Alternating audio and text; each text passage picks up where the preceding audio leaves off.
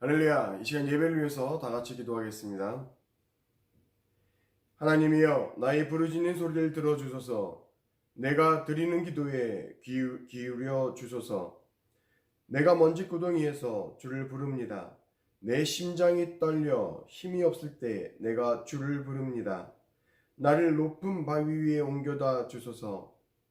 주는 나의 피난처시며 원수들을 막기 위해 세운 굳건한 망대이십니다. 나는 주의 성막에 영원히 살며 주의 날개 아래로 피하겠습니다. 오 하나님, 주는 제가 드린 서약을 들으셨습니다. 주는 주의 이름을 높이는 사람들을 위해 마련해 두신 복을 제게 주셨습니다. 왕의 수명을 더해 주셔서 오래오래 살게 해 주소서. 왕이 영원히 하나님 앞에 살게 하시고 주의 사랑과 진실하심으로 왕을 지켜주소서. 그리하시면 내가 주의 이름을 언제까지나 찬양하며 내가 약속한 것을 날마다 지키겠습니다. 아멘. 사랑과 충만하신 아버지 하나님 감사합니다. 이 시간 주님 앞에 예배자로 나아갈 때에 오늘 주시는 말씀을 믿음으로 붙들 수 있는 저희가 될 수 있도록 인도하여 주옵시고, 주님의 말씀 앞에 순종할 때에 하나님이 우리에게 주시는 놀라운 은혜를 깨달아 하나님을 예배하며 하나님을 찬양하며 하나님 보시기에 합당한 삶으로 주님 영광 돌릴 수 있는 저희 모두가 될 수 있도록 주님 인도하여 주시옵소서. 예수님의 이름으로 기도드렸사옵나이다. 아멘.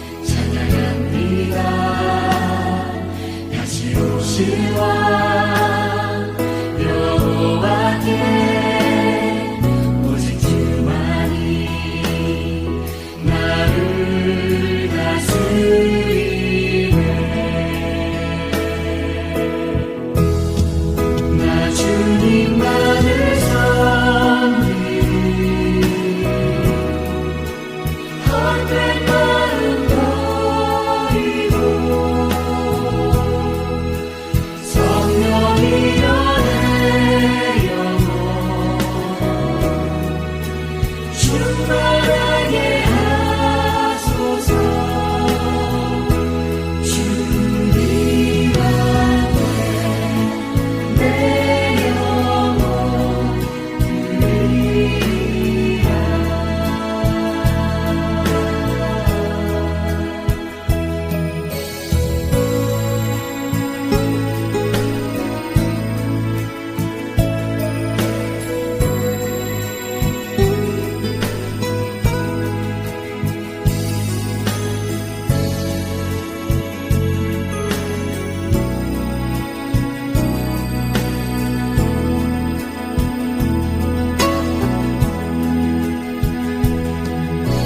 손 들고 찬양합니다.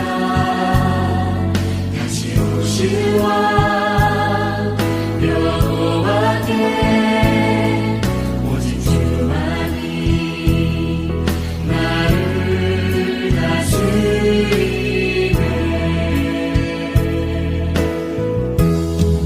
나 주님만을 섬기리. 헛된 마음 버리고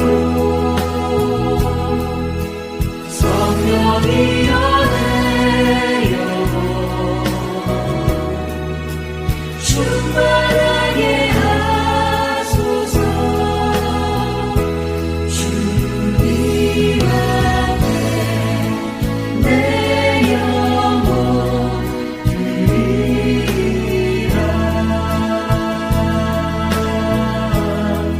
나 주님만을 섬기리. 헛된 마음 버리고 성령이여 내 영혼 충만하게 하소서. 주님 앞에 내 영혼 드리라.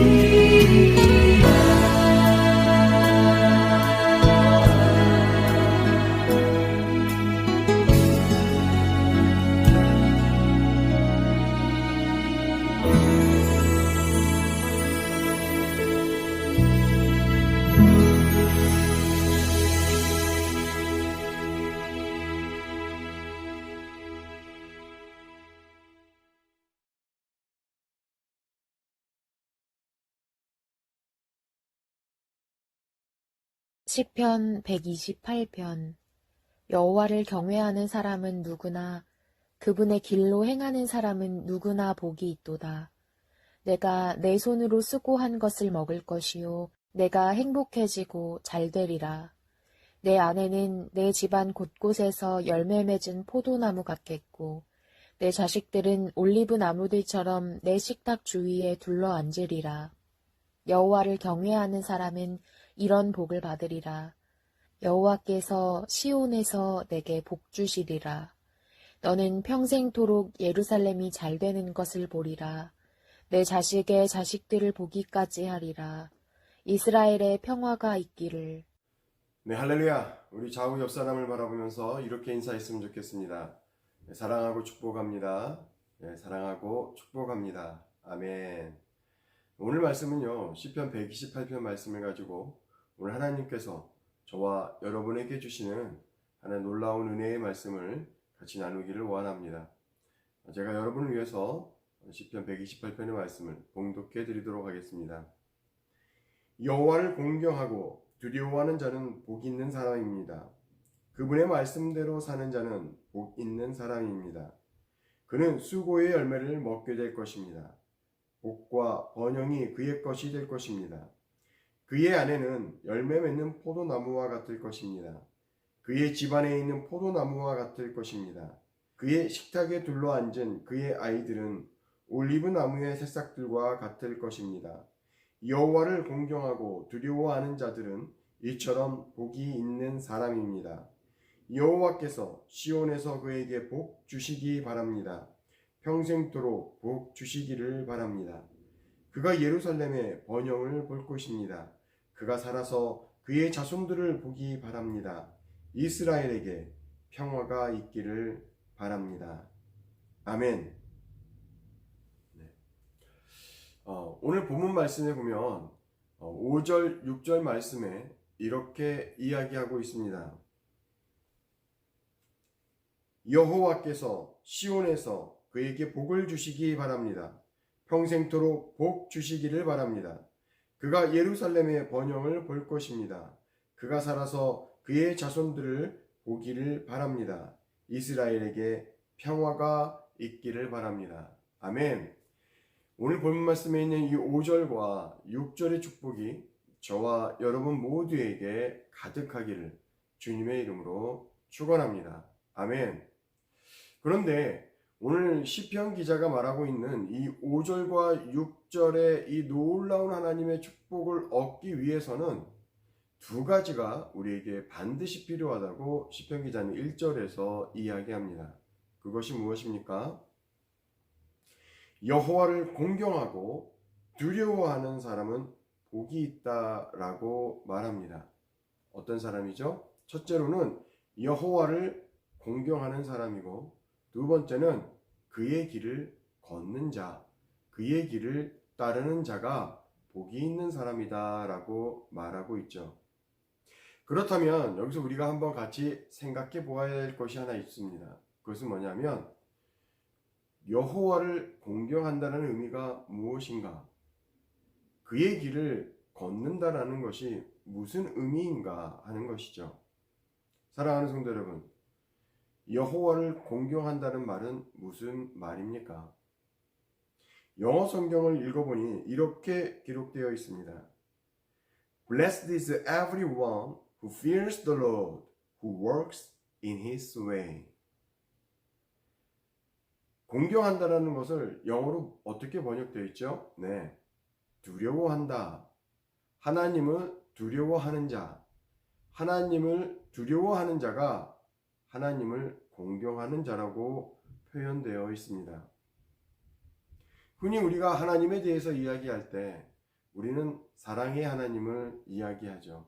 우리를 언제나 사랑해 주시고 용서해 주시고 늘 끝까지 책임져 주시고 돌봐주시는 하나님을 고백하고 간증합니다. 요한일서 4장의 말씀처럼 하나님은 사랑이시다라는 그 증거 말씀대로 하나님은 분명히 우리를 사랑하시고 용서하시고 기다리시고 우리를 보호해 주시는 분이십니다. 그러나 우리가 이 사랑의 하나님만 만나고 신앙생활을 한다면 우리는 온전하고 건강한 관계 안에서 하나님과 깊은 교제를 하고 있다고 말할 수는 없을 것입니다. 제가 중고등부 사역자로 있을 때의 일이었습니다. 한 여자아이가 어버이날에 자신의 부모에 대해서 이야기할 때 제게 이렇게 말했던 것이 기억이 납니다. 우리 아빠는 저를 정말 사랑합니다. 제 고민도 잘 들어주고 제 마음도 잘 이해해주고 어쩔 때는 친구처럼 어쩔 때는 오빠처럼 저를 잘 대해줍니다. 그래서 저는 우리 아빠를 정말 사랑해요. 좋은 고백이죠.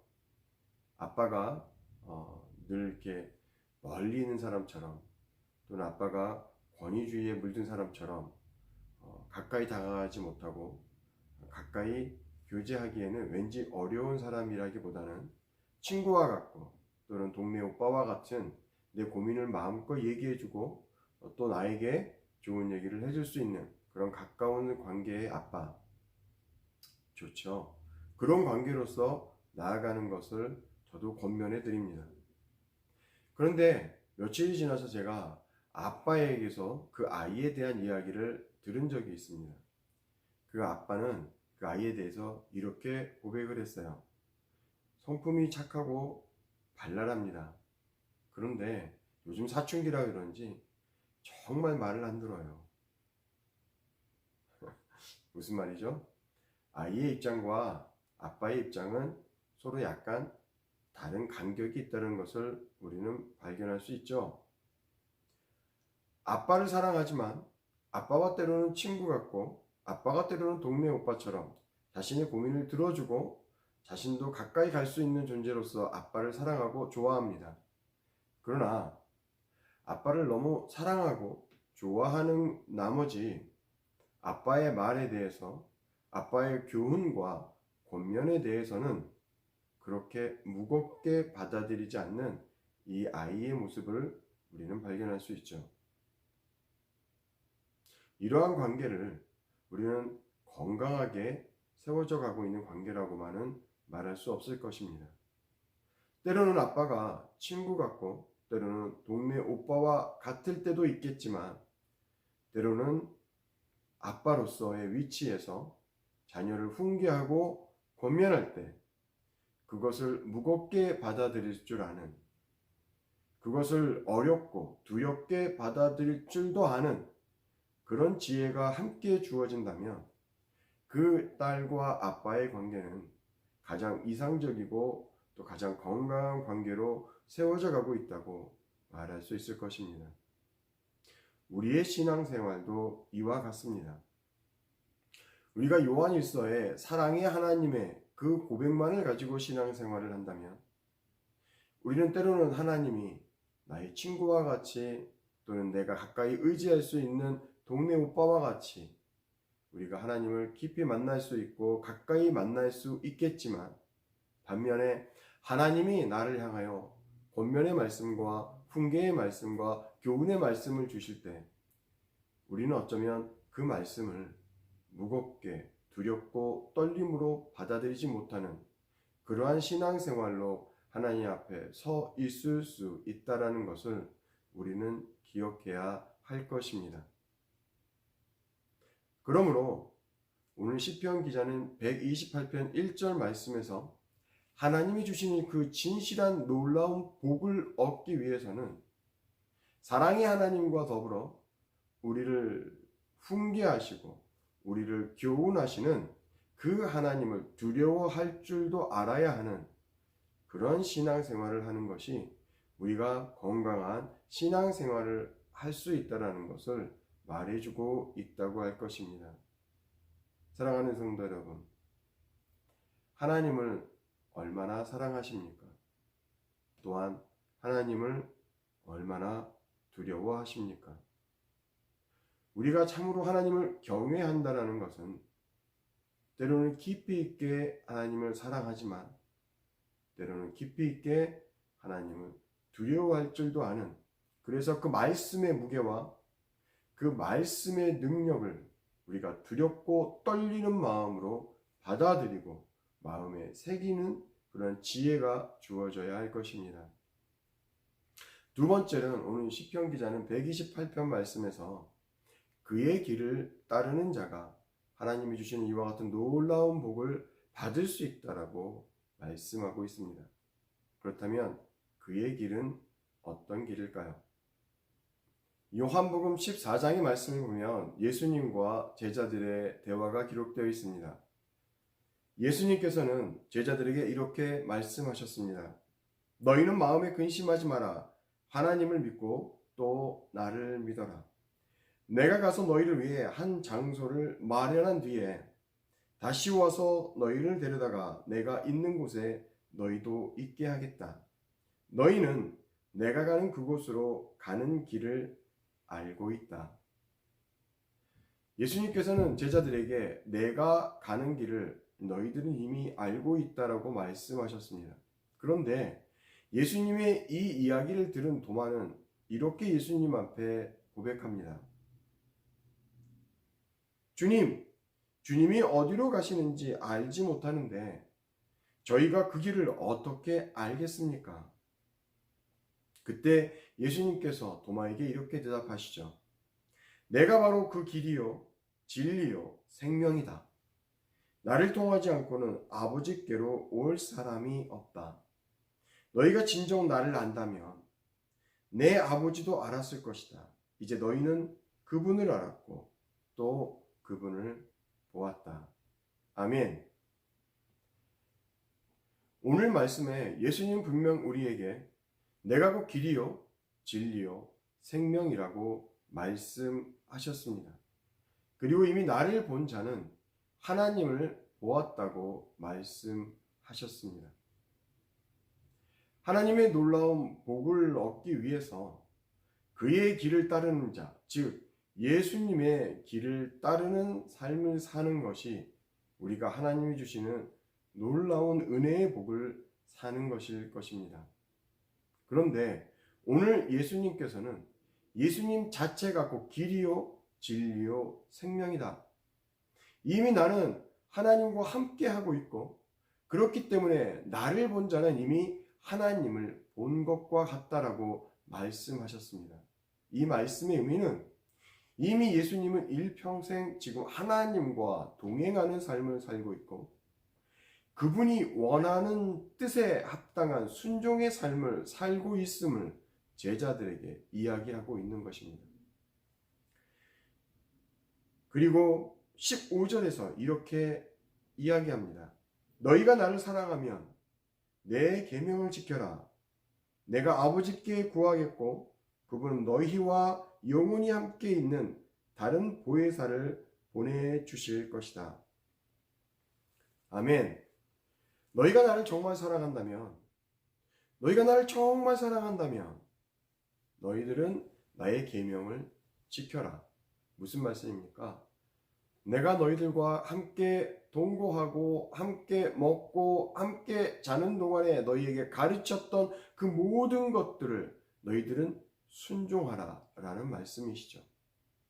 예수님이 하나님의 그 모든 인도하심과 그 말씀 앞에 당신의 삶을 내어놓기까지, 당신의 생명을 십자가에 내어놓기까지 순종하셨던 것처럼 저희들에게도 순종의 삶을 요구하고 있는 것입니다.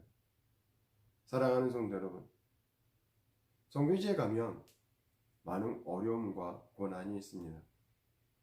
많은 선교지에서 선교사님들이 순교하고 또 목숨을 내어놓기까지 복음을 증거하는 사역에 헌신되어져 가는 분들이 얼마나 많이 있는지 모릅니다.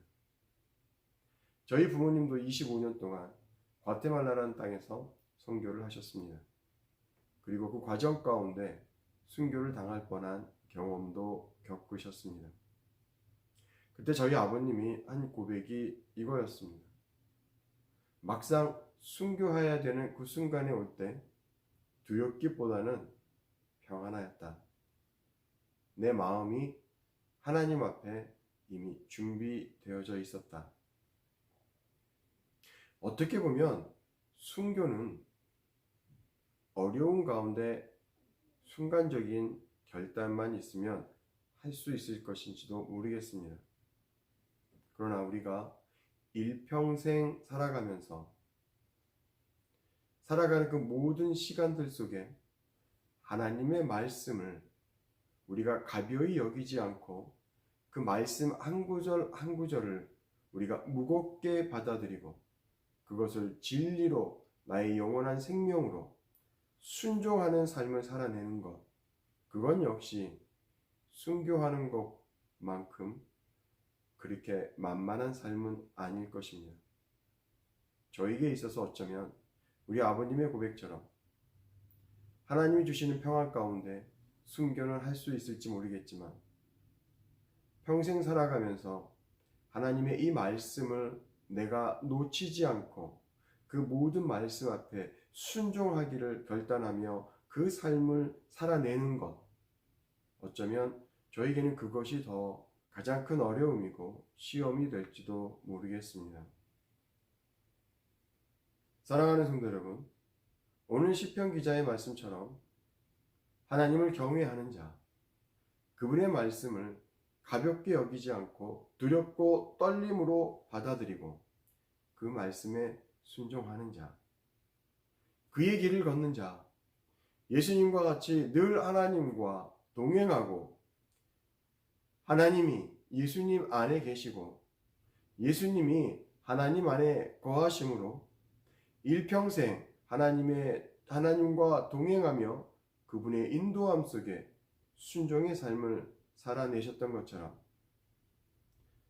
우리가 예수님 안에, 예수님이 우리 안에 있다면 예수님의 그 모든 교훈과 그 계명과 그 가르침 앞에 우리는 두렵고 떨리는 마음으로 받아들이되 그 말씀 어느 하나라도 놓치지 않고 우리가 순종해낼 수 있는 그런 지혜가 주어지는, 그래서 하늘로부터 내려오는 약속된 축복을 받아 누리는 저와 여러분이 되시기를 간절히 축복하며 기도합니다.